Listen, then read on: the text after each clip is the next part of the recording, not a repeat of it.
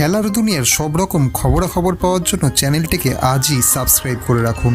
ICC world test চ্যাম্পিয়নশিপে 5 নম্বরে আছে পাকিস্তান। দুই দল মুখোমুখি হচ্ছে 21শে আগস্টে শুরু 2 টেস্ট সিরিজ থেকে।